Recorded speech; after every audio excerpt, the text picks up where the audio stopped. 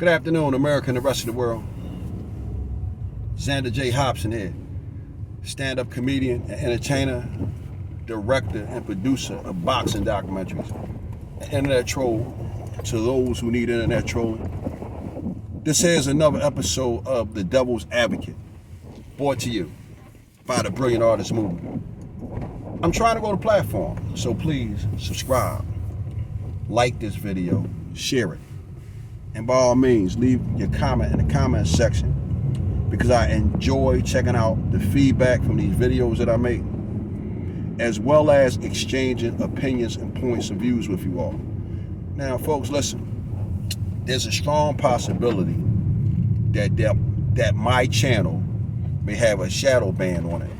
So for that reason, I can't stress how important it is for you all to hit the like, share, and subscribe button so that I can get my videos out here in the algorithm. Hey man, I got positive messages for you all. However, it appears that the YouTube power structure is rather fond of dysfunction amongst us African Americans. So now that we got that on the table, Jeff Gant, because he's the one guy who's still alive. Jeff Gant, or Keith Gant, for those of you who know his government, that was my boy, and he was a hell of a fighter. I met Jeff, I believe it was in 1985. Jeff was fighting in a tournament, and he fought this really, really tough white dude. And Jeff and that white dude was at Joe Frazier's gym, and they was rocking and rolling. That white boy came to kick a nigga's ass that night. And him and Jeff was in there locking. But in that last round, Jeff, who had an awkward boxing style, hit that white boy with an overhand right and knocked him the fuck out. Jeff was a straight up and down knockout artist, man. The dude could hit. Jeff was one of these guys. He had been in and out of juvenile facilities, and as he got older, pretty much gravitated or graduated to the adult facilities. But he was a hell of a fighter. Sometime later, after Jeff's crushing knockout of the white dude, I found myself standing across the ring from Jeff Gant. He was up at Happy Hollow's gym, putting on an exhibition. And to make a long story short, Jeff handed me my ass that night. But sometime later, me and Jeff would climb back in the ring, and I would hand him his ass. But as a result of these two exchanges between me and Jeff, exchanging blows, blood, sweat, and tears with each other, we became fast friends.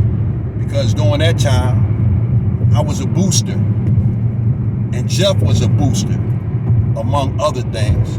And because we were both a couple of boxers and a couple of thieves, we spent a lot of time with each other. But that was my guy. Now, sadly for Jeff, his boxing career was cut short because Jeff was a show-enough goon. And even though he didn't display his goonish behavior with me, or people that I knew, or people who were close to him, Jeff was a straight up and down goon, man. I recently told a joke not too long ago involving my main man, Jeff. But Jeff was a goon, man. And one of the reasons why you frequently hear me say that guys like Alpo are nice guys if you take them out of their element. I knew that Jeff was a nice guy, man, because I took him around my family and friends. And I can remember one time, after Jeff left the house from sitting down breaking bread with me and my family, my mother said, "I like that fella Jeff. He's such a nice guy." And guess what?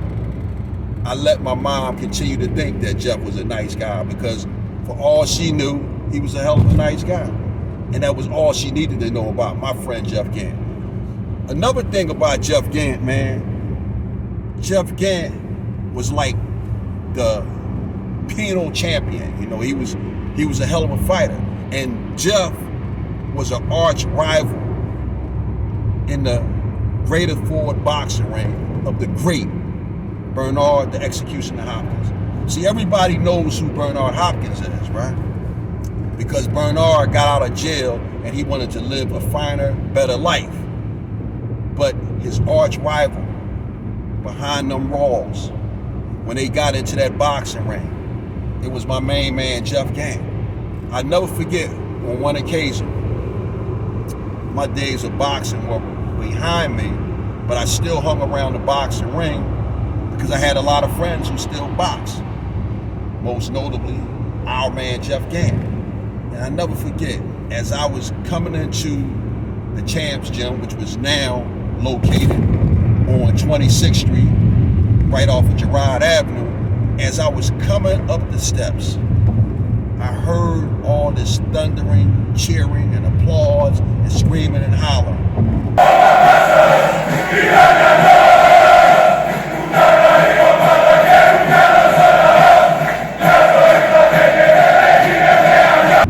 And just as I reached the top of the steps and I opened up the door, I seen Jeff and Bernard Hopkins in the boxing ring, taking off their gear. And I turned and looked around at some of the guys that was in there and some of the animated faces. And one guy looked at me and said, "Damn, Chuck, you missed it." Bernard and Jeff was in there locking that shit, man, toe to toe, let's go. And I was like, God damn, because I've never seen Bernard and Jeff box before. And just as I made eye contact with Jeff, he looked at me and he said, "Yo, what's going on, Mad Dog?" That's what he called me. My Mad as I had a friend who I really considered Mad Dog, had the fucking unmitigated gall to call me Mad Dog. Now, quick FYI, from what I know, the Greatest Ford boxing program was ran by Noonie Mims. Noonie Mims, one of the original members of the Philadelphia Black Mafia. So that's the first character that we're going to talk about, that we're going to address. Jeff Gant, a hell of a boxer, but a very, very nasty guy out in them streets, man. But he was a nice guy as far as I knew. And me and him done some things together, nothing too dramatic, nothing too heavy, but that was my guy. And I will say this, right? You often hear me get on here and I mention Alpo, I mention Preacher, I mention Wayne Perry. Let me tell you guys something. Jeff Gant, those guys don't have nothing on Jeff Gant.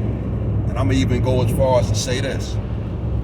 Preacher might be a big dude, but when it come to these, and this thing called brawling, just a straight brawl, man to man, toe to toe, man, I don't know, man. I don't know.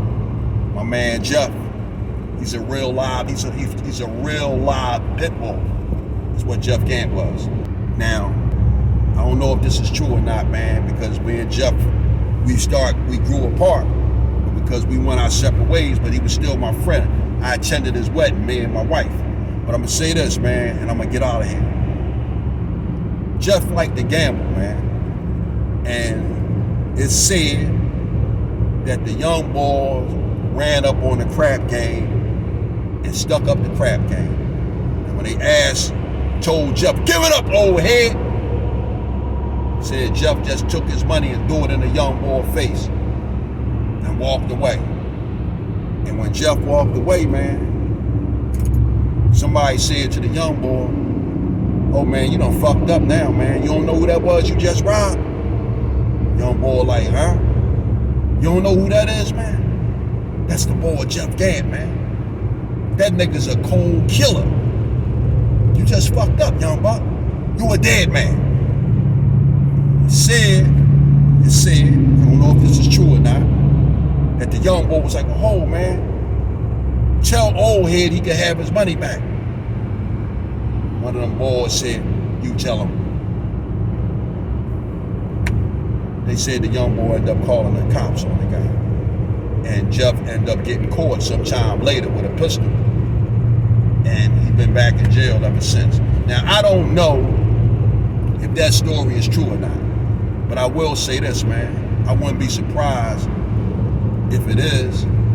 Because, man, my homie, Jeff the Champ Gant, was a nasty fucking guy, man. But I didn't know him to be that way, man, because he didn't act that way toward me. So, man, I hope y'all enjoyed this, man.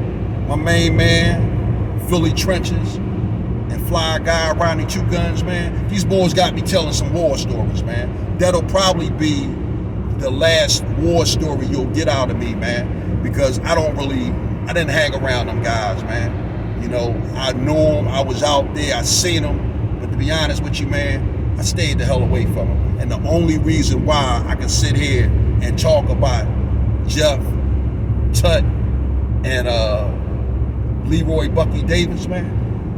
Hey, man, I boxed with them dudes, man. So with that said, man, BAM!